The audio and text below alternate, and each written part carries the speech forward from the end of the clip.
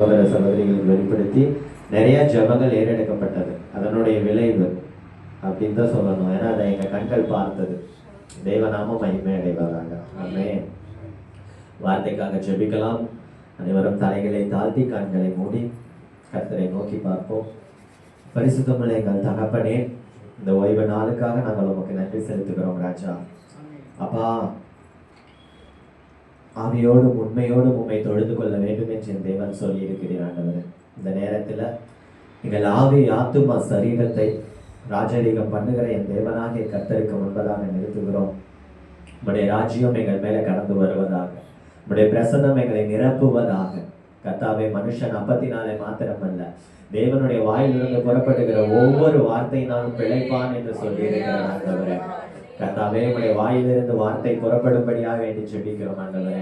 அப்பா, எங்களை பலப்படுத்துகிற வார்த்தை, அப்பா எங்களை பிழைப்பூட்டுகிற அந்த வார்த்தை, அப்பா எங்கள் ஒவ்வொருவரையும் வழி நடத்துகிற அந்த வார்த்தை ஆண்டவரே, இடத்தில் இருந்து எங்களுக்கு கிடைக்க வேண்டுமா வேண்டி ஜெபிக்கிறோம் ஆண்டவரே. பேசுகிறவர் நீங்கள் அல்ல, பிதாவின் ஆவியானவர் உங்களுக்குள்ள இருந்து பேசுவார் என்று சொன்ன அந்த வார்த்தை இந்த நேரத்தில் நிறைவேறும்படியாக வேண்டி ஜெபிக்கிறோம். எங்கள் ஒவ்வொருவருக்கும் தேவையான வார்த்தையை தேவன் எங்கள் இடத்துல வெளிப்படுத்தும்படியாக ஒப்பு கொடுத்து ஜெபிக்கிறோம் ஆண்டவரே. எங்கள் இருதயங்களை உங்களுடைய சமூகத்தில் ஒப்பு கொடுத்து ஜெபிக்கிறோம். நல்ல நிலங்களாக ஆண்டவரே, அதில் விதைக்கப்படுகிற வார்த்தைகள் 100 மடங்கு பலனை கொடுக்கும்படியாய் தேவன் கிருபை பாராட்டுவீராக ஒப்பு கொடுத்து ஜெபிக்கிறோம் ஆண்டவரே. கர்த்தர் பொறுப்பெடுத்துக் கொள்ளுங்க. பரிசுத்த ஆவியானவர் வழி நடத்துவீராக. ஆண்டவர் இயேசுவின் நாமத்தில் வேண்டி ஜெபிக்கிறோம் பிதாவே. ஆமென். ஆமென். அல்லேலூயா. அல்லேலூயா. அடி வயிற்றிலிருந்து ஒரு எனர்ஜெட்டிக்கா ஒரு அல்லேலூயா. அல்லேலூயா. ஆமென். ஆமென். ஆமென். கர்த்தர் நல்லவர். தேவன் நமக்கு ஐயா சொன்ன மாதிரி அப்போ பிரசங்கத்துக்கு சொல்லியிருந்தப்ப நான் சொன்னேன், ஜெபம் பண்ணிட்டு ஆவியான வார்த்தை கொடுத்தா ஐயா சொல்கிறேங்க ஐயா அப்படின்னு சொல்லிட்டு, அப்புறம் ஜெபிக்கும் பொழுது கர்த்தர் அந்த காரியத்தை வெளிப்படுத்தினார். தானியேலின் பலிபீடம். தேவன் நம்ம இடத்துல பேச போகிற காரியம் தானியேலின் பலிபீடம். தானியேல் புஸ்தகத்தில் அந்த காரியங்கள் காணப்படுகிறது. முதல்ல பலிபீடம்னா என்ன அப்படின்னு நம்ம தெரிஞ்சுக்கலாம்.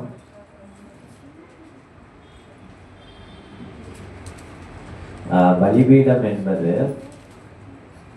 வேதத்தின்படி கர்த்தர் உருவாக்கின அந்த புரோட்டோகால், அந்த காரியத்தின்படி பலிபீடம் என்பது என்னன்னா, மனிதன் கர்த்தரை தொடர்பு கொள்ளவும், அவரோடு உடன்படிக்கை செய்து கொள்ளவும், பாவ நிவர்த்திக்காக பலிகளை செலுத்தவும், கைகளினால் கட்டப்பட்ட கல்கள் வைத்து கர்த்தர் சொன்ன பிரகாரமாக கட்டி அதில் பலி செலுத்தி, சர்வாங்க தகன பலி அந்த மாதிரி நெருப்பு கொளுத்தி அதை எரிச்சு தேவனிடத்துல வேண்டிக் கொள்ளுகிறது. அந்த காரியத்தை தான் நம்ம பலிபீடம்னு வேதத்துல சொல்லப்பட்டிருக்கு. சரிங்களா? என்னது பலிபீடம்னா என்னது சொல்லுங்க? கர்த்தர் மனுஷரிடத்துல உலாவும்படி, மனுஷன் கர்த்தரிடத்துல பேசும்படி. பாவம் செஞ்சிருப்பான், ஏதாவது பிரச்சனை இருக்கும், போராட்டம் இருக்கும், ஆண்டவர்கிட்ட போய் தெரியப்படுத்தணும் இல்லைங்களா? அதை தெரியப்படுத்துறதற்கு அந்த காலத்துல கர்த்தர் கொடுத்திருந்த அந்த முறைமை, பலிபீடம் கட்டி பலி செலுத்தி என்னிடத்துல வேண்டிக் கொள்ளுங்க, உங்க ஜபத்துக்கு நான் பதில் கொடுப்பேன் அப்படின்னு சொல்றது. கல் வைத்து ஒவ்வொரு கல்லா வச்சு ஒரு ஸ்டேஜ் மாதிரி கட்டுவாங்க, கட்டி அதுல பலி செலுத்துவாங்க. கர்த்தரோடு உலாவுகிறதற்கு, மனிதன் கர்த்தரை தொடர்பு கொள்ளுகிறதற்கு, அவரோடு உடன்படிக்கை செய்து கொள்ளுகிறதற்கு. உடன்படிக்கைனா என்ன? ஆண்டவர் நம்மளிடத்துல சில காரியம் சொல்லுவாரு, நம்ம ஆண்டவர் இடத்துல சில காரியம் சொல்லுவோம். அவர் சொன்ன மாதிரி நம்ம கீழ்ப்படிந்து நடந்தா அவர் நமக்கு தருவேன்னு சொன்ன ஆசீர்வாதத்தை கொடுப்பாரு நமக்கு. அதுதான் உடன்படிக்கை.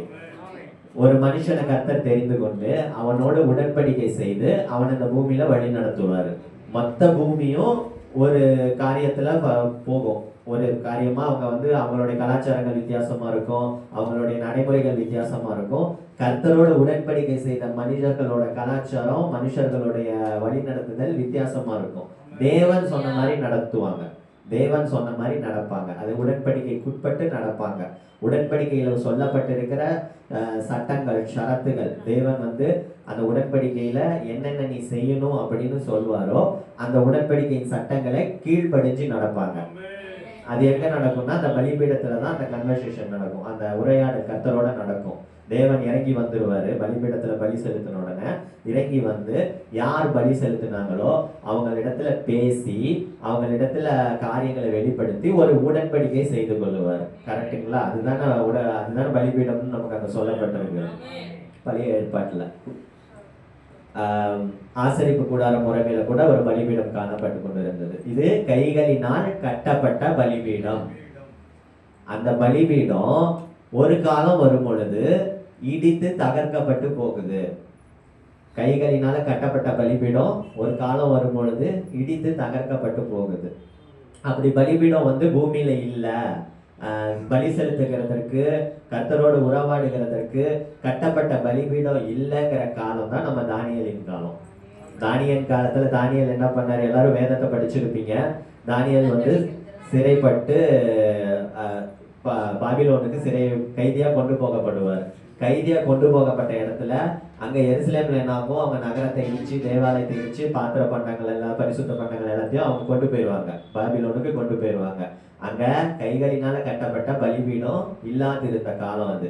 அந்த காலத்துல தானியேல் ஜெபிக்கிறதற்கும் தானியேல் தேவனோடு உறவாடுகிறதற்கும் தானியேல் தேவனோடு பேசுகிறதற்கும் தானியேல் இடத்துல ஒரு பலிபீடம் காணப்பட்டுச்சு. புரியுதுங்களா?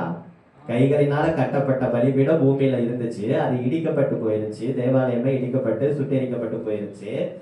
சிறைவாசத்துல இருக்கிறவரு, வெளி தேசத்துல இருக்கிறவரு, திருச்சபை இல்லாம ஆசரிப்பு கூடாரம் அது இல்லாம பழைய ஏற்பாட்டு தேவாலயம் இல்லாத காலத்துல தானியேல் தேவனோடு உறவாடினார், தானியேல் தேவனோடு பேசினார், தானியேலுக்கு தேவனுடைய காரியங்கள் வெளிப்படுத்தப்பட்டது.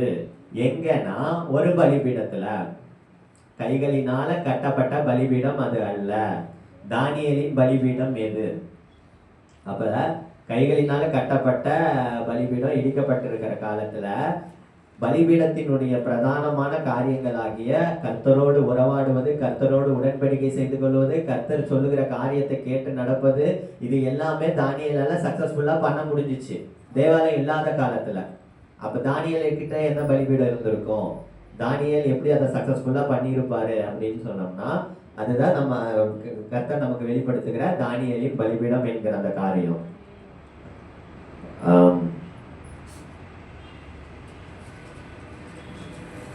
பலிபீடம் இல்லாத பொழுது தானியேல் 3 வேளையும் ஜெபித்தார் என்று எழுதி நமக்கு கொடுக்கப்பட்டிருக்குது. தானியேல் 6ஆம் அதிகாரம் 10ஆம் வசனம். அந்த பத்திரத்தில் கையெழுத்து வைக்கப்பட்டது என்று அறிந்த போதிலும் தன் வீட்டுக்குள்ளே போய் தன் மேல் அறையிலே எருசலேமுக்கு நேராக பலகணிகள் திறந்திருக்க அங்கே தான் சேர்ந்து வந்தபடியே தினம் 3 வேளையும் தன் தேவனுக்கு முன்பாக முழங்கால் படிட்டு ஜெபம் பண்ணி ஸ்தோத்திரம் செலுத்தினார். ஆமென். அல்லேலூயா. கர்த்தருடைய வார்த்தை சொல்லுது. கர்த்தருடைய வார்த்தைக்காக ஒரு அல்லேலூயா சொல்லலாம். அல்லேலூயா. தினம் 3 வேளையும் தானியேல் ஜெபம் பண்ணினார். எங்க? பலகணி திறந்திருக்க எருசலேமுக்கு நேராக தான் முன்பு செய்து வந்தபடியே தினம் 3 வேளையும் ஜெபம் பண்ணினார். அப்போ தானியேல் ஜெபம் பண்றாரு, பலகணியில போய் உட்கார்ந்து ஜெபம் பண்றாரு, 3 வேளையும் ஜெபம் பண்றாரு.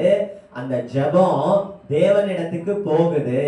தேவன் அந்த ஜெபத்தை கேட்கிறார். அந்த ஜெபத்துக்கு தேவன் பதில் கொடுக்கிறார். எப்படி? பலிபீடம் இல்ல, பலிபீடம் இடிக்கப்பட்டிருக்கு, பலி செலுத்தப்படல. ஆனா தேவன் வந்து தானியேலுடைய ஜெபத்திற்கு பதில் தருகிறார். எப்படின்னு கேட்டீங்கன்னா தானியேலுடைய இருதயமாகிய பலிபீடத்தில் இருந்து. அல்லேலூயா, அல்லேலூயா. தானியேல் யார முன்மாதிரியா காண்பிச்சுட்டு போயிருக்கிறாரு தெரியுங்களா? நம்மள முன்மாதிரியா அந்த இடத்துல காமிச்சிட்டு போயிருக்கிறாரு. நம்ம காலத்திலயும் நமக்கு வந்து தேவாலயம் கொடுக்கப்படல, தேவாலயம் இடிக்கப்பட்டிருக்கு. இஸ்ரவேல்ல தேவாலயம் இன்னும் கட்டப்படாம இருக்கு. யூதர்களுக்கு உடன்படிக்கை செய்து யூதர்களுக்கு பிரமாணங்களை கொடுத்து யூதர்களுக்கு பிரமாணங்களை நிறைவேற்றும்படியா கொடுக்கப்பட்ட தேவாலயம் இப்ப இடிக்கப்பட்டுதான் இருக்கு. நமக்கும் தேவாலயம் இல்லை. ஆனா நாமளும் கர்த்தரோட உறவாட முடியும், கர்த்தரோடு உறவாட முடியும், தேவனோடு பேச முடியும், தேவனோடு உடன்படிக்கை செய்து கொள்ள முடியும், கர்த்தர் நம்மள ஆசீர்வதிக்க முடியும். எந்த பலிபீடத்தில் இருந்துனா இருதயமாகிய பலிபீடத்தில் இருந்து. ஆமென் சொல்லுங்க. ஆமென். இருதயமாகிய பலிபீடம் கட்டப்பட்டதே ஆனால், இருதயமாகிய பலிபீடம் செப்பனிடப்பட்டதே ஆனால், வேண்டுகிற ஜெபங்களுக்கும் செலுத்துகிற ஸ்தோத்திர பலிகளுக்கும் தேவன் நிச்சயமாக பதிலளித்து ஆசீர்வதிக்க முடியும். இந்த இருதயமாகிய பலிபீடத்தை நாம் கவனிக்கிறவர்களாய் காணப்பட வேண்டும். தேவன் இந்த நாளில வெளிப்படுத்துகிற காரியம், உங்கள் பலிபீடம் எப்படி இருக்கிறது? பலிபீடம்னா கையில கட்டப்பட்ட பலிபீடம் அல்ல. உங்கள் இருதயமாகிய பலிபீடம் எப்படி காணப்பட்டு கொண்டிருக்கிறது? நம்ம ஏறெடுக்கிற ஜெபங்கள் தேவனிடத்துல சென்று சேருகிறதா? அதை நம்மால் அறிந்து கொள்ள முடிகிறதா? ஜெபங்களுக்கு பதில் கிடைக்கிறதா? தேவன் உலாவுகிறாரா? தேவன் பேசுகிறாரா? சத்தத்தை நம்மால் கேட்க முடிகிறதா? செவிகள் திறக்கப்பட்டிருக்கிறதா? கண்கள் திறக்கப்பட்டிருக்கிறதா? எப்படி நம்மால கண்டுபிடிக்க முடியும்னா, நம்ம இருதயத்தை ஆராய்ந்து பார்த்தோம் என்றால், அந்த பலிபீடத்தை நாம் பார்த்தோமே என்றால் நம்ம அந்த காரியத்தை கண்டுபிடிக்க முடியும். வாசிக்கல 1ஆம் அதிகாரத்துல தானியேல் தன்னுடைய இருதயத்தை எப்படி ஆயத்தப்படுத்தினார் என்பதை. பலிபீடம் இல்ல, இஸ்ரவேல் வந்து சிறைபிடித்து கொண்டு போறாங்க, எல்லாம் இடிச்சிட்டாங்க, தேவாலயத்து பண்டபாத்திரங்கள் எல்லாம் கொண்டு போறாங்க. தானியேல் 1ஆம் அதிகாரம் 8வது வசனம். ராஜாவின் போஜனத்தினாலும் அவர் பானமனும் திராட்சை ரசத்தினாலும் தன்னை தீட்டுப்படுத்தலாகாதென்று தன் இருதயத்திலே தீர்மானம் பண்ணிக்கொண்டு தன்னை தீட்டுப்படுத்தாதபடி பிரதானிகளின் தலைவரிடத்தில் வேண்டிக் கொண்டான். ஆமென், ஆமென். தானியேல் வாலிபனா இருக்கிறாரு. வாலிப காலத்துல எருசலேம்ல இருந்து சிறைபிடித்து அவங்களை கொண்டு போயிட்டு இருக்கிறாங்க. அவரை பாபிலோனுக்கு போன ஆரம்ப கால கட்டம் அது. ஃப்ரெஷ்ஷா உள்ள போயிருக்கிறாரு. பாபிலோனுக்குள்ள சிறைவாசம் அனுபவிக்கிறதுக்கு உள்ள போயிருக்கிறாரு. அங்க போய் முதல்ல அந்த தேசத்தினுடைய உணவு பழக்கங்கள், அந்த ராஜா புசிக்கிற உணவுகளை வந்து இந்த பிரதானிகள் வந்து தானியேலுக்கு புசிக்க கொடுக்கும் பொழுது, இது தேவன் நம்மளிடத்துல உடன்படிக்கை பண்ணும் போது நமக்கு கொடுத்த பிரமாணங்களின்படி இது தீட்டுள்ளவை. தேவன் அங்க நியாயப்பிரமாணம் படிச்சு பார்த்தீங்கன்னா, லேவியராகமத்துல உபாகமத்துல படிச்சு பார்த்தீங்கன்னா, அசுத்தமானவைகளையும் தீட்டுள்ளவைகளையும் புசியாதேன்னு சொல்லியிருப்பாரு. அது யூதர்களுக்கு கொடுக்கப்பட்டிருந்த பிரமாணம். அந்த பிரமாணத்தின்படி தானியேல் வளர்க்கப்பட்டிருந்ததுனால, வாலிபனா அவர் இருந்தாரு, சிறு பிள்ளையிலே அவர் அந்த பிரமாணங்களை கற்று தேர்ந்திருந்தாரு. அப்ப பாபிலோனுக்கு கொண்டு போகப்படும் பொழுது புசிக்க கொடுக்கிற அந்த உணவுகள் நம்மளுடைய பிரமாணத்தின்படி தீட்டுள்ளவைகள் என்று அவர் கண்டதினாலே, அதை அறிந்து கொண்டதினாலே, அதனால் நம்மை நாம் தீட்டுப்படுத்தி கொள்ள கூடாது என்று தன் இருதயத்தில் தீர்மானம் பண்ணினார். பலிபீடம் அங்கே வந்து கல்களினால கட்டப்பட்ட பலிபீடம் இடிக்கப்பட்டது. இங்கே இருதயமாகிய பலிபீடத்தில் முதற்கல் எடுத்து வைக்கப்பட்டது. அவர் தேவனோடு சக்சஸ்ஃபுல்லா உறவாடுகிறதற்கு, தேவாலயம் இல்லாத காலத்துல, தேவாலயம் இடிக்கப்பட்ட காலத்துல தேவனோடு அவர் உலாவுகிறதற்கு, தேவனோடு பேசுகிறதற்கு முதல் பலிபீடத்தின் முதற்கல் எடுத்து அந்த சம்பவத்திலே வைக்கப்பட்டிருக்கிறது. அவர் இருதயம் முதலாக ஒரு தீர்மானம் எடுக்கிறது. தீட்டான உணவுகளை நான் புசிக்க மாட்டேன், நான் என் இருதயத்தில் தீர்மானம் பண்ணி கொள்கிறேன் என்று வாலிபனாகிய தானியேல் தன் இருதயத்திலே பண்ணிக்கொண்ட அந்த தீர்மானம் அந்த இருதயத்தை பக்குவப்படுத்த ஆரம்பிக்கிறது.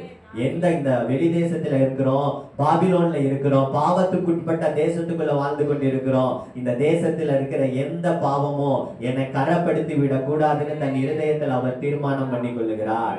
இருதயம் சுத்தமாக காணப்படுகிறது, ஆரம்பிக்கிறது, முதல் சம்பவத்தில் ஆரம்பிக்கிறது. இப்ப இந்த காரியத்தை வந்து நம்மளோட கொஞ்சம் ஒப்பிட்டு பார்க்கலாமே.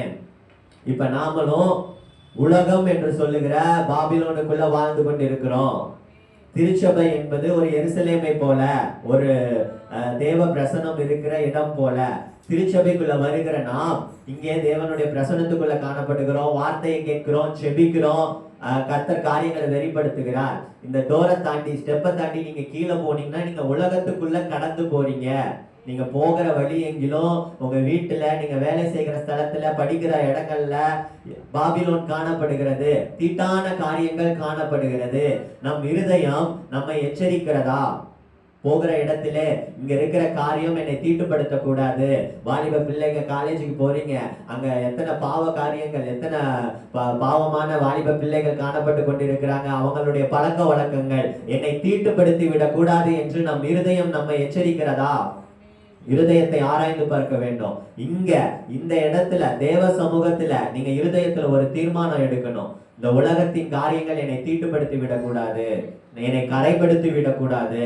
பலிபீடத்தின் முதற்கள் எடுத்து வைக்கப்பட்டாக வேண்டும்.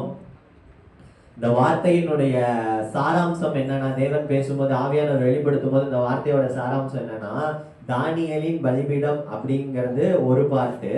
தேவன் வெளிப்படுத்தின என்ன தெரியுங்களா? கடைசி கால தானியேலின் பலிபீடம். கடைசி கால தானியேலின் பலிபீடம். தானியேல் ஜெபித்த, தானியேல் பயன்படுத்தின அந்த பலிபீடம் இந்த கடைசி நாட்களிலே கர்த்தருக்கு தேவைப்படுகிறது. நம்மை கர்த்தர் ஒரு தானியேலாக இருக்க வேண்டும் என்று எதிர்பார்க்கிறார்.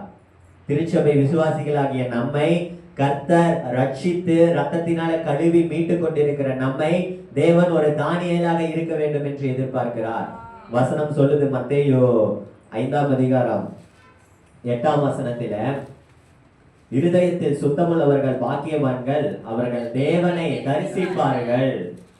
இருதயத்தில சுத்தமுள்ள ஜனங்கள் பாக்கியவான்கள், அவர்கள் தேவனை தரிசிப்பார்கள். அர்த்தம் என்ன தெரியுங்களா? காரியம் என்ன தெரியுங்களா? இப்ப தானியேல் அந்த ஓமை இருக்கு, தானியேல் அதனுடைய விளக்கங்கள் காணப்படுகிறது.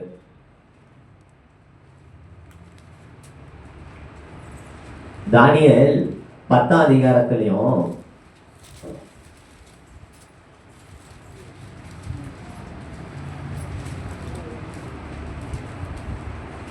10, 12 மற்றும் 9, 23 படிங்களேன். முதல்ல 9ஆம் அதிகாரம் 23ஆவது வசனம் படிங்களேன்.